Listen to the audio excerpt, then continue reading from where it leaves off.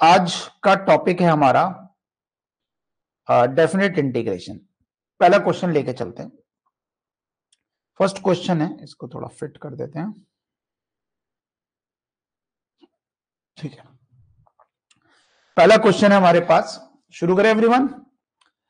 Speed जैसा कि आप देख रहे हैं कि पिछले टर्न पे मैंने थोड़ी बढ़ा दी थी, और अगर आप कंफर्टेबल हैं तो थोड़ी सी और बढ़ाई जा सकती है। मान लो एक फंक्शन है F X and G X, F X and G X भी एक कॉन्टिन्यूअस पॉजिटिव फंक्शन।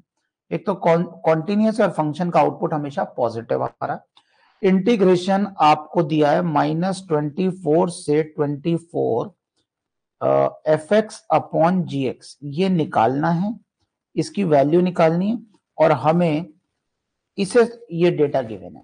तो देखिए सबसे पहले क्या करें। ऑब्वियसली हमारे पास एक नाम आप जानते हैं, किंग्स रूल के नाम से फेमस है, although I don't like the name, लेकिन प्रॉपर्टी याद रखने के लिए, याद दिलाने के लिए किंग्स रूल अगर हम लगा दें तो क्या ये -24 to 24 F of -x and g of -x dx। Question arises कि यहाँ पे ऐसा क्यों किया। भाई डेटा आपको उस हिसाब का गिवन है ना। देखो यहाँ g ऑफ -x गिवन है, क्या यहाँ f ऑफ -x गिवन है। कोई कहेगा सर यहाँ g ऑफ -x कैसे गिवन है। ध्यान से देखो, g ऑफ -x आप gx अपॉन fx लिख सकते हो। तो हम क्या करें, यहाँ पे हमने -24 to 24 g ऑफ -x को gx अपॉन fx लिख लिया, राइट। ये i हम मान करके चलें, और f ऑफ ये -x आ गया, राइट। ध्यान से देखो, ये इंटीग्रेशन i था और ये भी इंटीग्रेशन i हो गया। किंग्स रूल में यूजुअली क्या होता है, अच्छा स्लाइट लैग हो रहा है बीच बीच में। सी मेरे एंड पे तो शायद ठीक स्पीड आ रही है, तो आई होप कि एक बार रिफ्रेश कर लो आप, या बंद करके, ऐप बंद करके शुरू कर लो।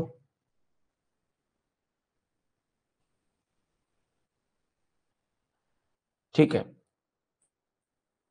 एवरीवन, तो यहां पे ये इक्वेशन नंबर अगर मैं 2 डाल दूं, सबको मालूम है ये इक्वेशन नंबर 1 थी। अगर इस इक्वेशन नंबर 1 में यूजुअली क्या करते हो आप, 1 और 2 को ऐड कर देते हो, किंग्स रूल में यही तो करते हो।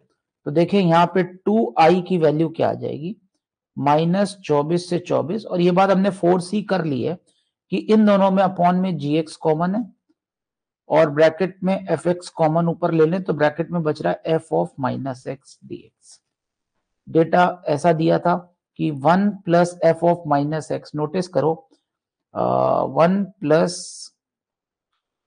f of -x will become gx।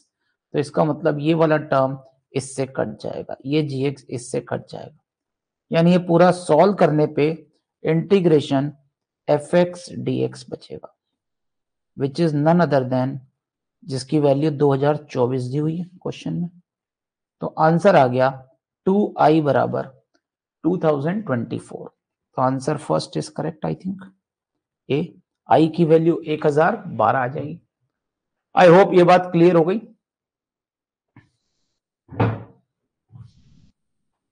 Okay, next question की ओर बढ़ते हैं। नेक्स्ट क्वेश्चन में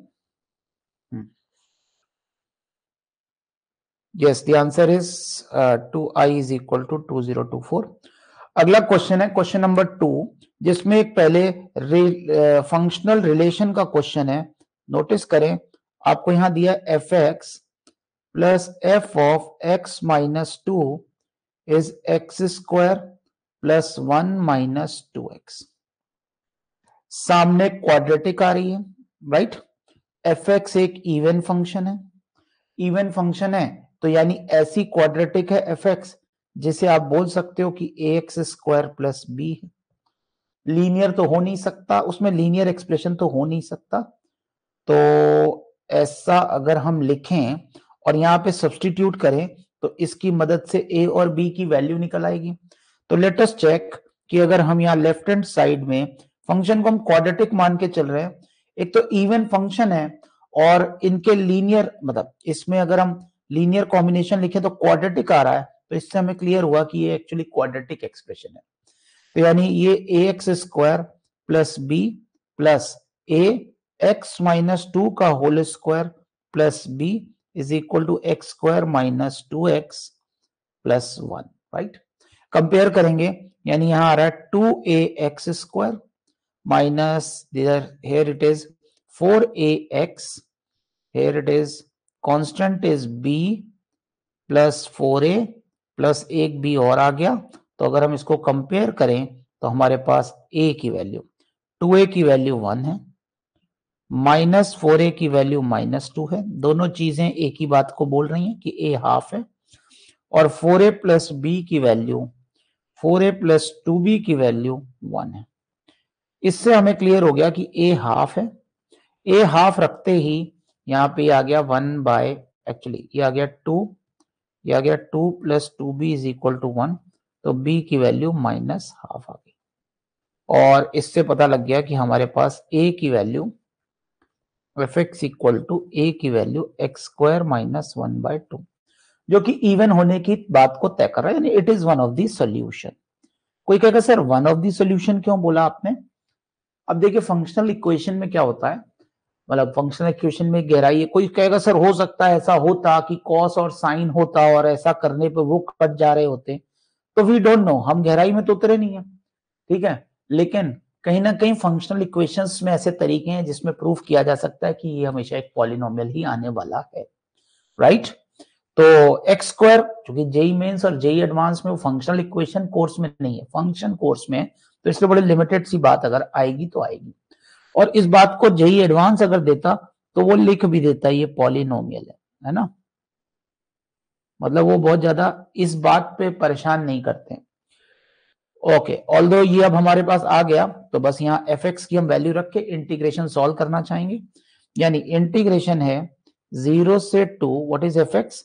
F x is x square minus 1 by 2, और यहाँ पे हमारे पास x square minus 2x minus 1 value. कैसे इसको इंटीग्रेशन को हम सॉल्व कर सकते हैं, देखें। 0 से 2, ओके, नीचे वाले अगर हम फंक्शन को देखें तो इसमें x square minus 2x minus 1 बनाया जा सकता है। X square minus 2x minus 1 बनाने के लिए ऊपर आपने एक तरह से माइनस 2x कर दिया, तो प्लस 2x, फिर माइनस 2 भी कर दो, फिर प्लस 2 कर दो। ऐसा क्यों किया बताइए? क्वाड्रेटिक बाय क्वाड्रेटिक है, तो हमने सोचा कि अगर मैं ऐसा लिख दूं तो पहला वाला बन जाएगा 1, दूसरा वाला डेरिवेटिव अपॉन क्वाड्रेटिक। ये बात सबको समझ में आ गई। लास्ट वाला 1 बाय क्वाड्रेटिक। सभी को इंटीग्रेशन करना आता है।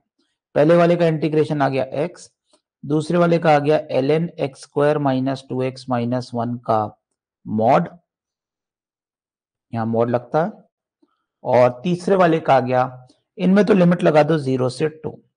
तीसरे वाले को अगर हमें सॉल्व करना है तो 0 से 2 टाइम्स ये आ गया x माइनस 1 का होल स्क्वायर माइनस 2, यानी ये 2dx। क्या ये भी सॉल्वेबल है?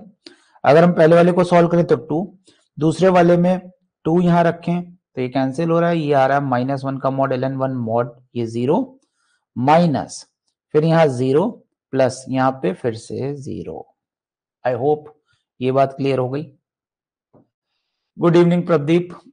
तो अगले क्वेश्चन से अब पकड़ना, ये वाले का आंसर आ जाएगा, क्या ये एक्स स्क्वायर माइनस ए स्क्वायर के जैसे का इंटीग्रेशन होता ना? क्या होता है एक्स स्क्वायर माइनस ए स्क्वायर? 1/2a। क्या ये √2 का स्क्वायर लिख सकते हैं? √2 का स्क्वायर तो 1/2a लॉग x की जगह x माइनस 1 माइनस ए और x माइनस 1 प्लस ए, और लिमिट्स डालना is no big deal now. तो आंसर किस फॉर्मेट में आ रहा है? आंसर वो चाहते हैं आपका आए 1 plus A L N B के फॉर्मेट का।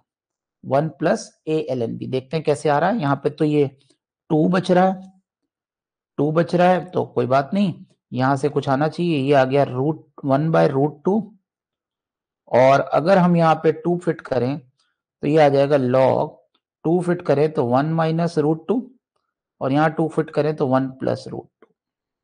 तो we can solve it easily, यानी हम जिस फॉर्मेट में वो चाहते हैं हम ला सकते हैं। इसको ठीक प्रकार से लिख लो, 2 प्लस 1/√2 लॉग, इसको हम √2 - 1 का होल स्क्वायर लिख सकते हैं। I hope so. तो नीचे √2 + 1 है, ऊपर √2 - 1 का मल्टीप्लाई किया तो ये ऐसा आ गया, फिर 2 आ जाएगा बगल में, तो 2 प्लस √2 ln √2 - 1। देखिए आपको यहाँ 1 चाहिए ना, तो आप बची हुई चीज को आप इसमें मर्ज कर सकते हो। एक बार कैलकुलेशन चेक कर लेते हैं, यूजुअली ऐसे होता है कि इसमें 1 ही आ रहा होगा। लिमिट्स क्या थी हमारी, 0 से 2 थी। अच्छा, फंक्शन हमारा इवन फंक्शन है, लिमिट हमारी 0 से 2 है, नो कोई इशू नहीं है, और 1 प्लस, तो यहाँ पे 1, ये आ गया लॉग, यहाँ 2 डालने पर, यहाँ 2 डालने पर -1 log 1 0, 0 डालने पर भी 0। आई थिंक ठीक है। अच्छा सर, ऊपर स्टेप में आगे हाफ आएगा, कौन से वाले स्टेप में हाफ आ जाएगा? अच्छा, सभी में हाफ आ रहा है, ये वाला 2 मिस कर गए, सभी में हाफ आ रहा है एक्चुअली, तो इसलिए सबके आगे हाफ लिख लेते हैं लास्ट में, राइट। सभी में हाफ आ रहा था, ओके। यानी वही बात समझ में आई कि क्वेश्चन के सॉल्यूशन में ही हमें हिंट मिल जाता है कि हम सही जा रहे हैं या गलत जा रहे हैं। यहाँ पे 1 + 2√2, तो लास्ट में यहाँ पे 1 + 2√2 और लास्ट में ये आ जाएगा 1/√2। तो आई थिंक आंसर सभी को क्लियर हो गया, ये आ गया 1 + 1/√2 2√2 और फिर 1 + 1/√2 ln √2 - 1। अब आंसर क्या चाहते हैं वो, आंसर चाहते हैं 1 + a ln b। तो what is the value of a? वैसे ये ना थोड़ा सा क्वेश्चन अच्छा नहीं बनाया, क्यों? क्योंकि ऐसे तो हम a कुछ भी सेट कर दें, b कुछ भी सेट कर दें, तो हमें कहीं ना कहीं a और b के बारे में कुछ बोलना पड़ेगा, मतलब ये यूनिक नहीं है। आप कोई कहे मैं इसको 1/2 ले लेता हूं, है ना, ठीक है, तो हमें बोल देना चाहिए कि this answer is 1/√a ln b, और जहां पे a प्राइम नंबर है, ऐसा कुछ बोल देना चाहिए, है ना। अभी फिलहाल हम जैसा आया है वैसा ले लेते हैं। हमें मान लो ये गिवन है कि a की वैल्यू रूट में आ रही है, यानी हमने मोस्ट सिंप्लीफाइड फॉर्म ली, तो a is actually 1/√2, a is actually 1/√2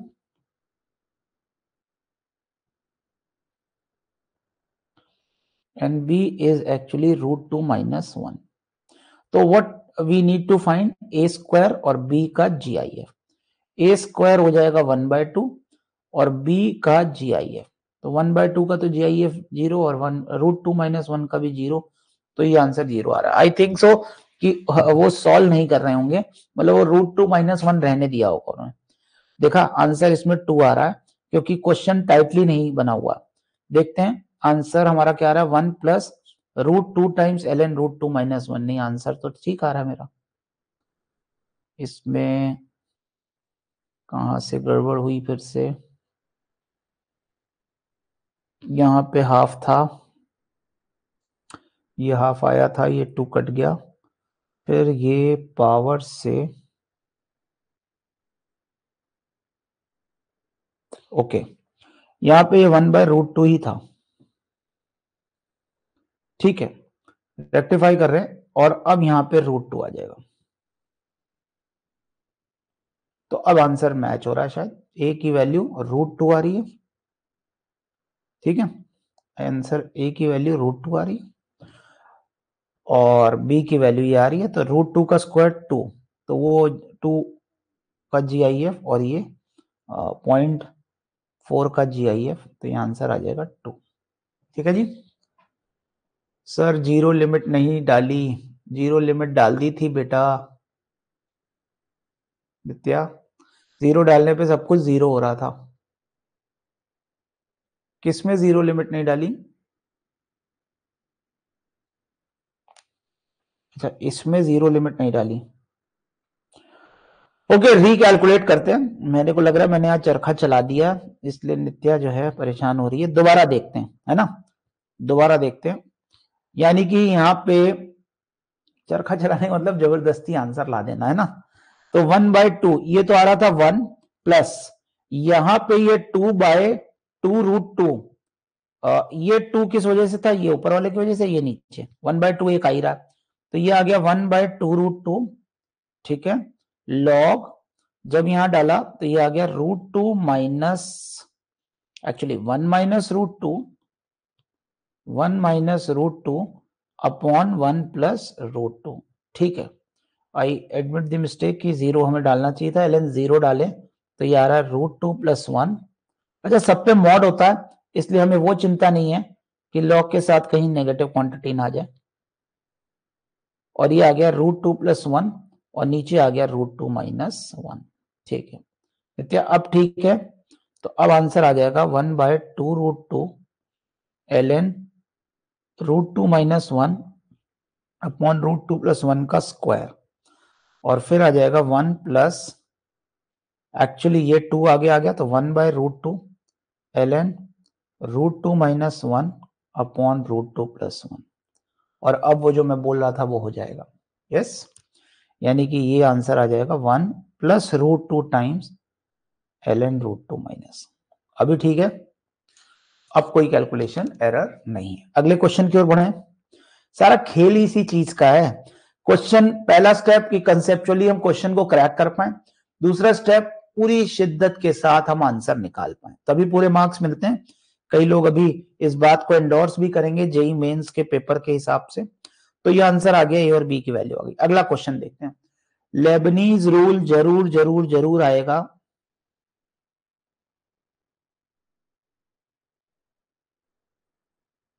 Lebanese rule क्या है देखते हैं। यहां पे 2 वेरिएबल प्रॉब्लम है, ऑब्वियसली ये दोनों इंडिपेंडेंट वेरिएबल है। f1 की वैल्यू 3 दी हुई है, 1 से xy ft dt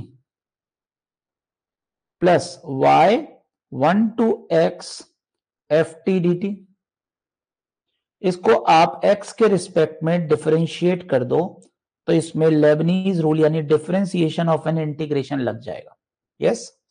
तो यानी कि अगर हम इसमें x के रिस्पेक्ट में डिफरेंशिएट कर दें तो पहले अपर लिमिट का differentiation X Y dash plus Y, हम मान के चल रहे हैं y और x मतलब आपस में भी कनेक्टेड होंगे, और y को हम मतलब ऐसा नहीं मान रहे, x और y आपस में भी कनेक्टेड हो सकते हैं।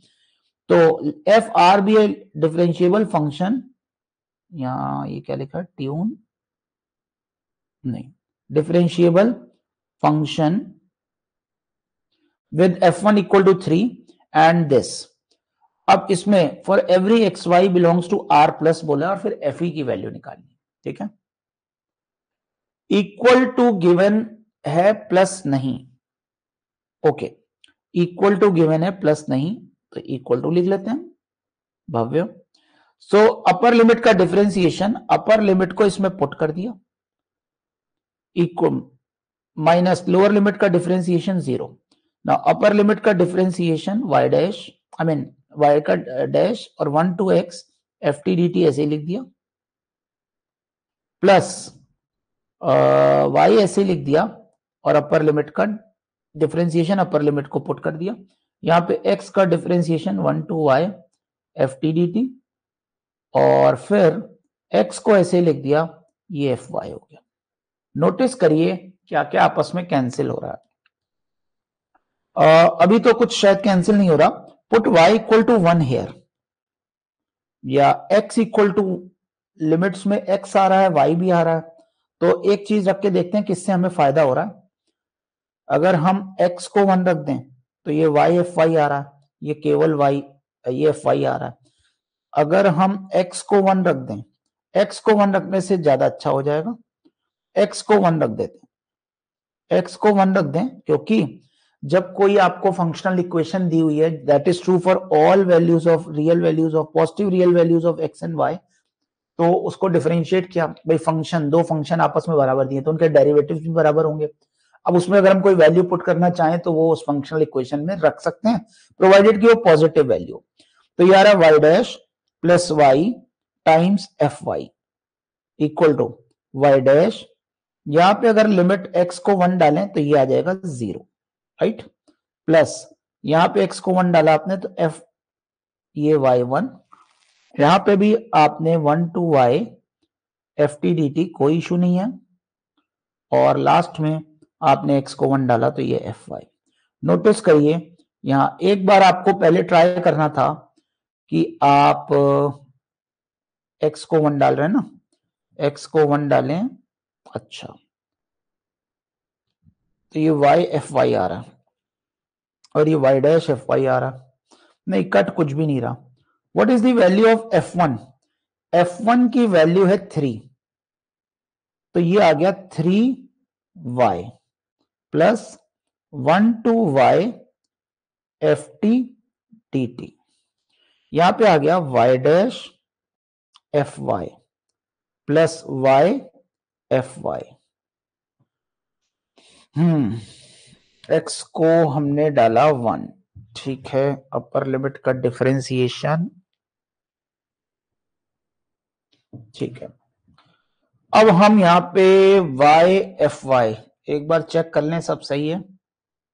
इसका डिफरेंशिएशन किया था तो ये आया था, फिर अपर लिमिट का डिफरेंशिएशन इस सही आया।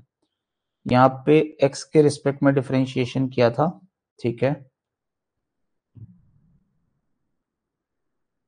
यहां पे कुछ इश्यू है, अपर लिमिट का डिफरेंशिएशन ये आ जाएगा y डैश, यहां पे इश्यू है, अगर मैं यहां पे इसका डेरिवेटिव लिख रहा हूं तो अपर लिमिट का differentiation y dash, upper limit को इसमें पुट कर दिया, तो इसीलिए ये जब x को 1 डालोगे तो ये केवल एफ वाई नहीं बचेगा, ये बचेगा y डैश एफ वाई, और वो y dash F Y cancel हो जाएगा इस वाले से, राइट।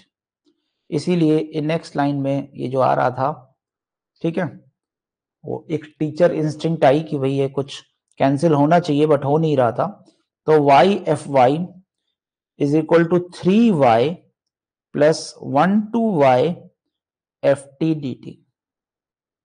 यहां तक सबको समझ में आ गया? सर x और y इंडिपेंडेंट क्यों नहीं लिए? बिकॉज क्वेश्चन पढ़ के तो इंडिपेंडेंट लग रहा है, ये बात तुम्हारी सही है।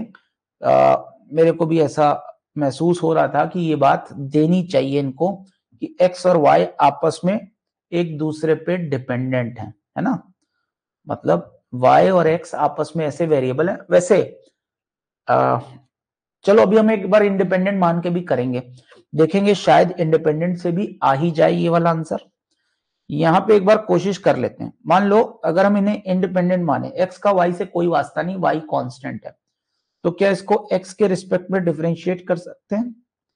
अगर हम इसको x के रिस्पेक्ट में डिफरेंशिएट करें तो y तो कांस्टेंट है, तो अपर लिमिट का डिफरेंशिएशन y आ जाएगा, फिर y X Y F X Y, ठीक है, -0 ये आ गया, फिर y तो कांस्टेंट है, ये आ जाएगा y एफ एक्स, ठीक है, फिर x का डिफरेंशिएशन 1 और y तो कांस्टेंट है तो 1 to y F T D T, right, ये आ गया।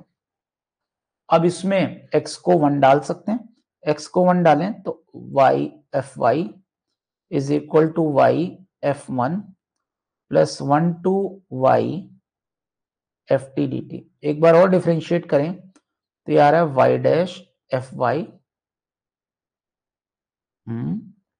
प्लस,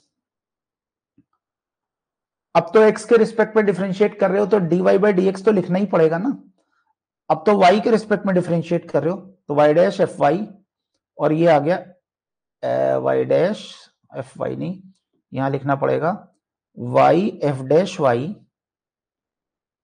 प्लस एफ वाई, यहां एफ वाई कितना था 3 और ये आ गया एफ वाई, तो बेटा लास्ट में इससे तो ये आ रहा है y F Y is equal to 3y, है ना, और इससे देख लेते क्या आ रहा है, इससे देख लें तो आ रहा है y F dash Y plus F Y is equal to 3 plus F Y, दोनों से सेम बात आ रही है, इंडिपेंडेंट माने या ना माने एवरीवन, दोनों से सेम बात आ रही है, y F dash Y is equal to 3, इसीलिए y डैश ये 3/y, यानी कि आंसर क्या आ गया, fy is equal to 3ln y plus c। Samarth, हाँ सेम आ रहा है, ठीक है। इस किसका डाउट था ये एक अच्छा क्वेश्चन तुमने पूछा समर्थ, और उससे हमने ये फाइंड आउट किया कि वो दोनों सेम आ रहा है। इसका मतलब इस बात पे निर्भरता नहीं है, इसीलिए क्वेश्चन में दिया भी नहीं गया। एनीवेज, अब आप यहां से ये बताइए f1 की वैल्यू 3 है, f1 की वैल्यू 3 अगर हम रखें तो c की वैल्यू भी 3 आ जाएगी। I suppose f1 is equal to 3ln1 plus c, ठीक है। और इससे हम बोल पा रहे हैं c की वैल्यू 3 आ गई। तो what is the value of function, function fy is equal to 3ln plus 3। Easy easy. और आगे जो भी कहा है वो निकालना है, वो निकाल लो। fe कितना आएगा, fe आ जाएगा 3 plus 3 6। Let us check, the answer is 6। Everyone, is it clear? यानी अगर x और y में कोई आपस में रिश्ता नहीं था तो वो बताया नहीं उन्होंने। आप इंडिपेंडेंट मान के भी कर सकते हैं, डिपेंडेंट मान के भी कर सकते हैं। अच्छा क्वेश्चन है। नेक्स्ट क्वेश्चन, अगले क्वेश्चन की ओर बढ़ते हैं। अगला क्वेश्चन है, एक जीआईएफ दिया है डिक्रीजिंग फंक्शन का 3/x² + 1, और हमें लिमिट लिखी है 0 से इन्फिनिटी। इस तरह के क्वेश्चंस में ग्राफ बना लेना चाहिए। लेट से 0 पे वैल्यू अगर हम निकालें 3/x² + 1 की, कुछ ऐसा डिक्रीजिंग सा फंक्शन बनेगा। 0 पे इसकी वैल्यू 3 है, पूरा बनाते तो ऐसे स्मूथली ऐसे इवन फंक्शन आता है ना, लेकिन हमें तो 0 से इन्फिनिटी के बीच में सोचना है। तो कुछ नहीं है, नो बिग डील, कभी ना कभी ये 2 होगा, कभी ना कभी ये 1 होगा, और फिर उसके बाद 1 से छोटा हो जाएगा। तो अगर मैं इसके जीआईएफ की वैल्यू लिखूं तो क्लियरली पता चल रहा है जब जब ये 2 से 3 होगा, 3 पे तो इसका डॉट ये 3, फिर यहां लग गई कैविटी, ये हो गया 2, कब कहां तक होगा वो निकालना पड़ेगा। फिर यहां लग गई कैविटी और फिर ये 1, और फिर यहां लग गई कैविटी और ये हो गया 0। यानी एक पर्टिकुलर पॉइंट के बाद तो ये इंटीग्रेशन 0 ही आने वाला। यानी 0 टू सम पॉइंट, ये पॉइंट मान लेते हैं अल्फा, अभी हमें नहीं पता क्या है, 0 टू सम पॉइंट अल्फा ये 2dx बनेगा। फिर अल्फा टू बीटा ये 1dx बनेगा, और बीटा टू इंफिनिटी क्या ये 0dx बनेगा। इस 3/x² + 1 की जगह में कोई भी डिक्रीजिंग फंक्शन कॉट इनवर्स जो इंफिनिटी तक जाता हो, है ना, पाई माइनस टेन इनवर्स, कुछ भी ऐसे लिख सकता हूं, उसमें आंसर आएगा ही आएगा, राइट। तो आप घर पे ट्राई करिएगा, कोई भी डिक्रीजिंग फंक्शन दिया जा सकता और उसमें हम जीआईएफ लगा देंगे, ठीक है। आंसर निकालने हैं इसके घर पे। अब ये अल्फा वैल्यू निकालते हैं, 3/x² + 1, अल्फा निकालने के लिए फॉर अल्फा 3/x² + 1 2 होना चाहिए, यानी कि 2x² + 2 इज इक्वल टू 3। तो x² इज इक्वल टू 1, यानी x equal to 1/√2, positive value 1/√2, right. और बीटा की वैल्यू अगर हम सोचें, बीटा की वैल्यू हो जाएगी, यानी कि बीटा निकालने के लिए हम 3/x² + 1 को 1 रख देते हैं। तो I think x² equal to 2 आ रहा है, तो x equal to √2 positive value, beta कितना आ रहा है √2। क्या ये कैलकुलेट हो जाएगा? एरिया वाइज सोच लें अगर हम, यानी इसमें ये वाला एरिया, तो इस रेक्टेंगल का एरिया 2 × 1/√2, यानी ये एरिया आ जाएगा √2। ये वाला एरिया देखते हैं, ये वाला एरिया आ जाएगा, ये वाला एरिया आ जाएगा बीटा √2 - 1/√2, √2 - 1/√2। और लेंथ कितनी है, हाइट कितनी है, हाइट तो 1 है, ठीक है जी। तो आंसर इज √2 प्लस √2 - 1/√2, √2 √2 माइनस 1/√2 और हाइट है 1, तो ये 2√2 माइनस 1/√2, तो आंसर इज, क्या एलसीएम लो तो 4 माइनस 1 3/√2। क्या सी आंसर हमें दिख रहा है? 3/√2। एवरीवन,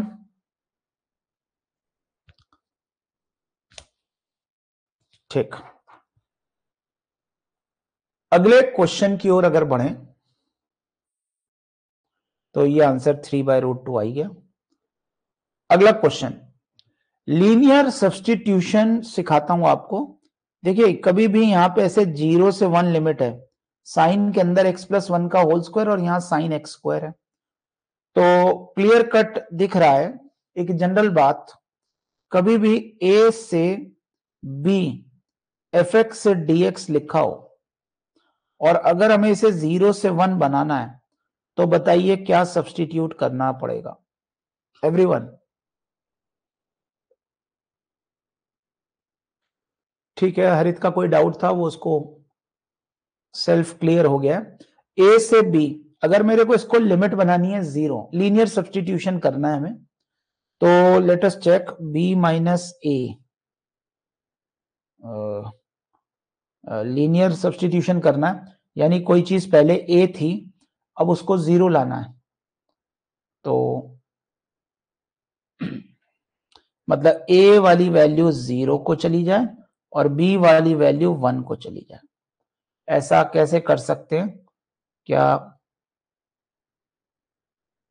देखिए, b minus A times x, slope हो गई b माइनस ए और लेंथ 1 बढ़नी है, मान लो a रखें, यहां पे a रखें, तो b माइनस ए से डिवाइड होना चाहिए, b माइनस ए से डिवाइड होना चाहिए। अच्छा ये हो गया, अगर a रखें तो 0 आना चाहिए, तो x माइनस ए, देखो ये चलेगा, और b रखें तो 1 आना चाहिए, यानी कि x को आप अब ये अगर पुट कर दें, x को t minus A upon b minus A put कर दें x की जगह, तो नई लिमिट ये आ जानी चाहिए। ठीक है, मतलब बात समझ में आ गई मैं क्या कह रहा हूं। लीनियर एक्सप्रेशन में कुछ हमें चेंज करना होता है, यानी मैंने कहा t को हमें क्या रखना होता है, x minus A upon B minus A. हाँ तो वही तो हो गया, x equal to B minus A times T plus A, जो मैं सीधे सीधे बता रहा था। तो आप बताइए 0 से, अब यहां से लेके चलते हैं 0 से 1, या पहले 1 से 2 लेके चल लेते हैं।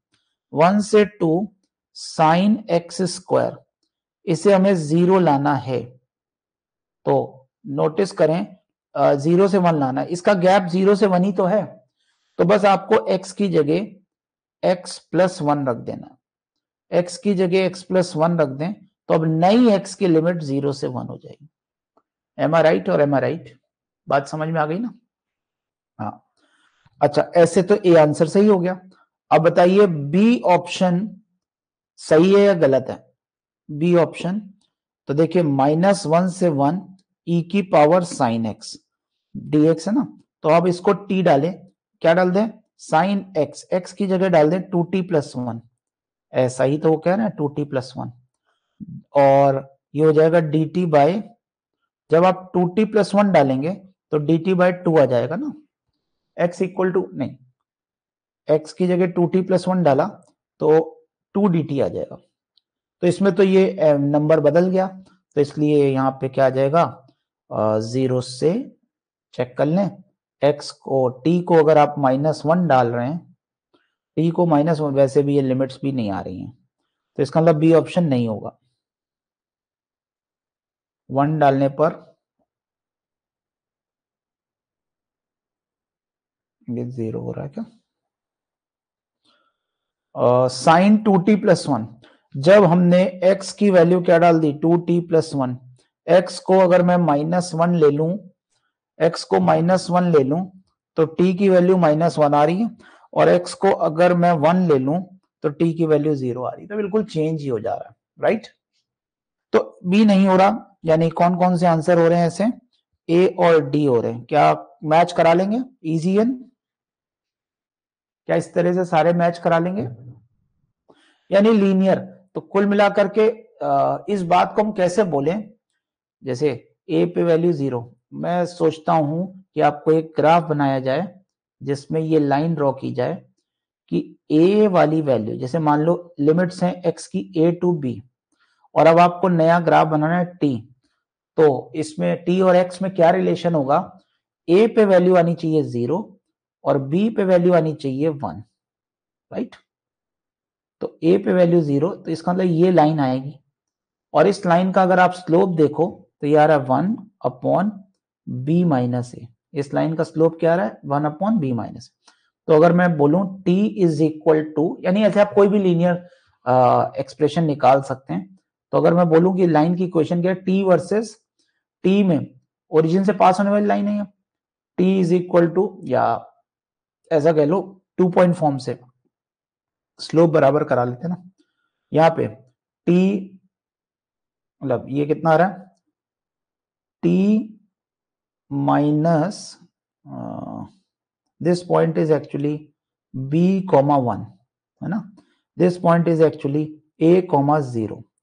तो स्लोप क्या है, स्लोप है 1 माइनस 0 अपॉन बी माइनस ए, राइट।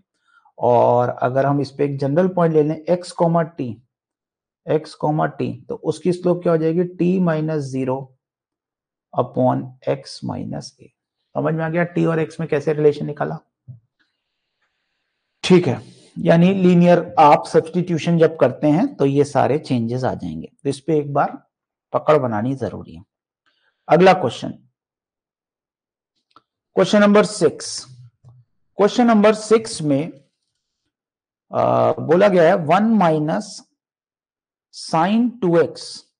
देखो हर जगह क्वेश्चन में साइन 2x छाया हुआ है, 0 से pi by 2, 1 minus sine 2x upon 1 plus sine 2x का होल स्क्वायर। अच्छा, इसमें आंसर ही नीचे दिख गया आपको। हाँ, तो यहां पे 0 से पाई बाय 2, ये 1 minus sine 2x upon 1 plus sine 2x का होल स्क्वायर। ठीक है, क्वेश्चन में आंसर लाना है साइन 2x। अगर हम यहाँ पे साइन 2x को t मानने की योजना बनाए तो कहीं भी cos 2x तो हमें दिख नहीं रहा। अब उसके लिए ऐसा जरूर किया जा सकता है कि ऊपर 1 प्लस साइन 2x का मल्टीप्लाई कर दो तो आएगा, तो cos स्क्वायर 2x आ जाएगा, प्रॉब्लम करेगा।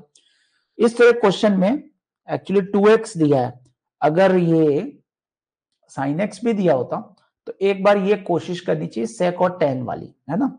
यानी कि अगर मैं इसको 1 minus 2t upon 1 plus T square लिख दूं, इसको 1 plus 2t upon 1 plus T square लिख दूं। सबको मालूम है टेन एक्स को t मानना 0 से पाई बाय 2 में ऐसा है जैसे x को टेन इनवर्स t मानना, और इसीलिए dx कितना हो जाता है, dt upon 1 plus T square. तो यहाँ पे हम dt upon 1 plus T square लिख सकते हैं। आई थिंक ये एक इजी फॉर्मेट बनने वाला है। तो एक बार आगे बढ़ के देखते हैं। 0, अगर हम x को 0 लें तो t भी 0, और अगर मैं x को पाई बाय 2 लूं तो t इंफिनिटी। तो इसको सिंप्लीफाई करें तो 0 टू इंफिनिटी, ऊपर आ रहा है 1 माइनस टी का होल स्क्वायर, और नीचे आ रहा है 1 प्लस टी के होल स्क्वायर का होल स्क्वायर यानी होल पावर 4, और टी स्क्वायर प्लस 1 कट जाएगा। नाउ एनीबॉडी सजेस्ट मी कि क्या करना चाहिए कि आगे क्वेश्चन हो जाए। 0 से इंफिनिटी लिमिट है, हम देख पा रहे हैं कि ये जो ऊपर इंटीग्रेशन है that can be converted into 1 plus t का होल स्क्वायर माइनस 4t। क्या ये फॉर्मूला आता है सभी को? उससे 1 प्लस टी की होल पावर 4 तो एक कट जाएगा, कितना आ जाएगा? ऑब्वियसली ये गेम किसका हो गया, इनडेफिनिट इंटीग्रेशन का गेम शुरू हो गया। यानी 0 से इंफिनिटी ये आ गया 1 प्लस टी का whole square minus 4t upon 1 plus t की होल पावर 4। क्या अब इसको और फर्दर सॉल्व किया जा सकता है? बिल्कुल किया जा सकता है। ये वाला तो सीधे सीधे आंसर आ जाएगा।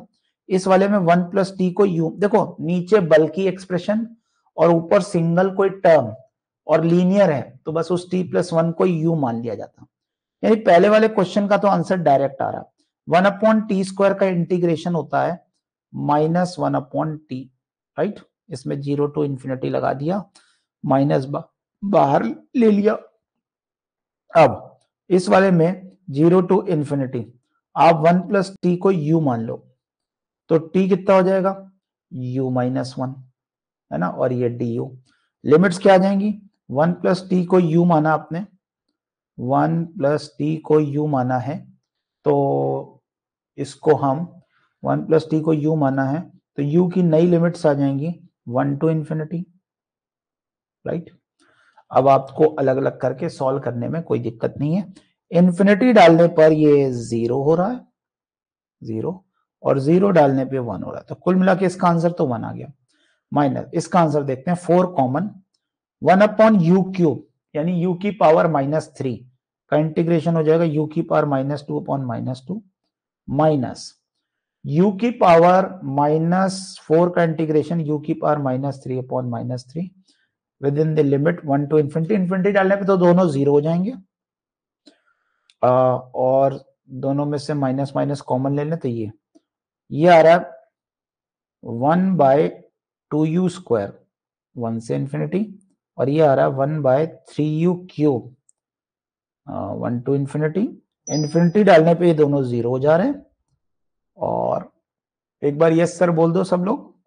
इंफिनिटी डालने पर ये 0 हो जा रहे हैं, और ये आ रहा है -12, और ये आ रहा है +1/3। आई थिंक ये आंसर आ जाएगा। दिस इज -1/6, 1 प्लस -4/6, यानी कि फाइनल आंसर इज 1/3। चेक करते हैं, फाइनल आंसर इज, नहीं, आंसर तो 7 है। अच्छा, इन्होंने बोला है कि ये को प्राइम नंबर्स हैं a बाई बी, है ना। a और b, अगर a को क्या ले लें 1 और b को क्या ले लें 3, तो ए बी कितना हो जाएगा? फिर से 3, तो 1 + 3 + 3, क्या 7 इज द आंसर? ठीक है, तो ये आंसर मैच कर गया जो हमारा आ रहा था। A is 1, B is 3। ठीक, चलिए आगे बढ़ते हैं अगले क्वेश्चन की ओर। अगला question, okay, this one, question number 7। सबको पता है अंडर रूट के अंदर से कोई भी स्क्वायर बाहर आता है तो मॉड के साथ लिखा जाता है। जैसे ये लिखा है cos x, ब्रैकेट में 1 माइनस कॉस स्क्वायर एक्स, ये आ जाएगा 1 माइनस कॉस क्यूब एक्स। ये अंडर रूट के अंदर से ये साइन स्क्वायर एक्स बाहर आएगा, तो 0 से π/2 क्या बनेगा? cos x की पावर हाफ, और ये आ जाएगा साइन एक्स का मॉड।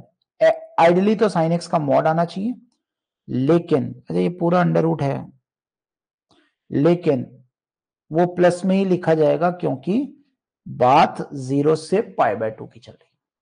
कौन सजेस्ट करेगा कि कैसे हम इसका इनडेफिनिट इंटीग्रेशन कर सकते हैं? इसका इनडेफिनिट इंटीग्रेशन करने के लिए किसे टी मान लें, क्या सब्स्टिट्यूशन करें कि आसानी से हो जाए?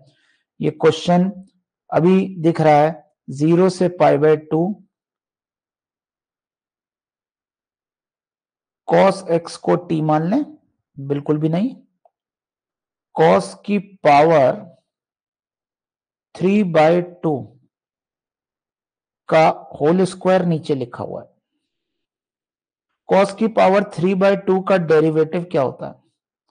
cos की power half into sine x minus के साथ विथ सम कांस्टेंट ऑब्वियसली। क्या यहाँ पे ये फील आ गई कि यहाँ पे cos की पावर 3/2 को ही t मानना होगा? तो अगर मैं cos की पावर 3/2 को t मानूं तो ये बन रहा है 1 माइनस टी स्क्वायर। फिर 1 cos की पावर 3/2 को t माना, cos x की पावर 3/2 को t मान लिया, तो यानी कि 3/2 cos x की power half into minus sine x dx equal to dt। ऐसा करने पर ये पूरी चीज ऊपर ये मॉड प्लस के साथ खुलेगा, तो इस मॉड को हम चाहो तो यहाँ पे हटा के लिख सकते हैं, यानी ये प्लस साइन एक्स ही आएगा। तो ये पूरी चीज बनी माइनस dt, राइट। जीरो डालने पे cos 0 1 होता है और cos π/2 0। अब डेफिनेट इंटीग्रेशन की एक प्रॉपर्टी है कि माइनस की वजह से लिमिट इंटरचेंज हो जाती है, यानी ये क्या बन जाएगा 0 to 1, ये बन जाएगा 0 to 1 dt upon under root of 1 minus t square which is none other than sine inverse t, limit लगा दी 0 से 1, यानी कि आंसर π/2 आ गया। आंसर आ रहा है π/2, उन्होंने बोला है k π/6, यानी k π/6 इज π/2, तो k must be equal to 3, k must be equal to 3। Let us check, नहीं k तो 2 आ रहा है और ओके एक कांस्टेंट हम लोग भूल गए, ये कांस्टेंट 3/2 भूल गए, सारा आंसर उससे बिगड़ गया। 3/2 था तो यहाँ पे क्या ये 2/3 होना चाहिए। देखिए जरा सी गलती, घर आके खुशियां भी मना लोगे, आंसर सही हो गया लेकिन वो गड़बड़ हो चुका होगा। 2/3 dt 0 to 1, ठीक है, अपॉन में अभी हुआ भी होगा कई क्वेश्चंस में, घर आके खुशियां मना ली होंगी, अरे ये भी सही हो गया ना, बाद में पता चला 2 का 3 लिख दिया था। 2/3 ये आ गया साइन इनवर्स t 0 से 1, आंसर इज 2/3 इंटू π/2, 2 से 2 कैंसिल, तो answer is π/3। Now if this is π/3 और आंसर में π/3 डालो तो k की वैल्यू 2 आ रही है।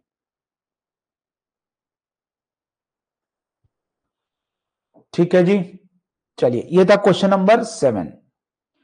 एक क्वेश्चन मैं अब आपको दे रहा हूं, आपको करके बताना है। बोल बोला गया एक फंक्शन है 3x² + 1 अपॉन x की पावर 4 प्लस x की power 2। This should always be greatest value, मतलब mx max value of fx, where fx is constant in this region. 0 से √2 में वो कांस्टेंट होता है, उसके बाद वो कम हो सकता है, लेकिन 0 से √2 में वो कांस्टेंट होगा, मतलब ये फंक्शन कुछ ऐसा हो सकता है ना। तो ये उसकी मैक्स वैल्यू है, ठीक है। तो आपको बताना है इसका इंटीग्रेशन की मिनिमम वैल्यू क्या होगी, ठीक है। ऑप्शन दे देता हूं, 3 4 2 1, ठीक है।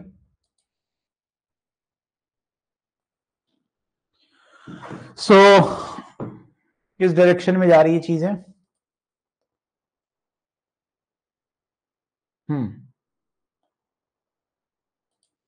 देखते हैं क्या था क्वेश्चन। क्वेश्चन में बोला गया है 3x² + 1। चलो इसका इंटीग्रेशन तो बाद में देखेंगे, पहले हम इसकी मैक्स वैल्यू ऑफ fx इसको क्रैक करते हैं। इसमें से एक x बाहर आ रहा है, सिंस x का इंटरवल 0 से √2 है यानी x पॉजिटिव है, तो ये कुछ इस तरह की बात बन गई। अब अगर हम यहां पे x² + 1 काटना चाहते हैं, x² + 1 काटना चाहते हैं, तो ये आ गया x² + 1 और ये आ गया 2x² upon x under root of x² + 1। Notice करें पहला बन रहा है under root of x² + 1 upon x और दूसरा बन रहा है उसका रेसिप्रोकल। क्या ये किस कांस्टेंट वैल्यू से ज्यादा होगा, ये हम बता सकते हैं, नहीं बता सकते। ये नंबर और ये उसके रेसिप्रोकल 2 के साथ क्या am ग्रेटर देन gm लगा सकते हैं, अगर इस रेंज में अलाउ होता है तो। मतलब am greater than gm minimum value कब देता है, जब वो इक्वालिटी हम सोच पाए कि कब हो रही है। ये सभी को पता है कि नहीं? जैसे अगर मैं आपसे बोलूं x प्लस 2/x में अगर मैं am ग्रेटर देन gm लगा दूं तो दिस प्लस दिस बाय 2 और ये आ जाएगा इसका अंडर रूट 2√2। अब कोई कहे x प्लस 2/x की मिनिमम वैल्यू है 2√2, तो उसके लिए ये बताना जरूरी है। अब मैं इंटरवल दे दूं, नहीं मेरे को इंटरवल लेना 5 to infinity है ना, तो 5 to infinity में ये कभी ये वैल्यू ले ही नहीं पाएगा, इसलिए वो मिनिमम वैल्यू हो ये जरूरी नहीं है। आपको याद दिला दूं, जैसे x प्लस 1/x का ग्राफ होता है, x प्लस 1/x का ग्राफ होता है कुछ इस तरह का। ये किसका ग्राफ है? x प्लस 1/x का। कोई कहे इसकी मिनिमम वैल्यू किस पे होती है? 1 पे। 1 पे इसकी मिनिमम वैल्यू क्या होती है? 2। लेकिन अगर मैं इंटरवल ही इतना दे दूं कि भाई ये शुरू ही 2 से हो रहा है, तो फिर मिनिमम वैल्यू तो 2 पे ही आ जाएगी ना, 5/2। फिर थोड़ी वो मिनिमम वैल्यू, तो अगर कोई मिनिमम वैल्यू होनी है एम जीएम से तो इक्वालिटी आपको शो करना जरूरी होता है। तो चलो इस पे एम ग्रेटर देन जीएम लगाते हैं। Root x square plus 1 by x पहला नंबर है, दूसरा नंबर है 2x by under root of x square plus 1, इनमें डिवाइड बाय 2 किया, मल्टीप्लाई करें तो ये √2 से बड़ा आ रहा है। बिल्कुल वही सिचुएशन आ रही है जो अभी बताई थी।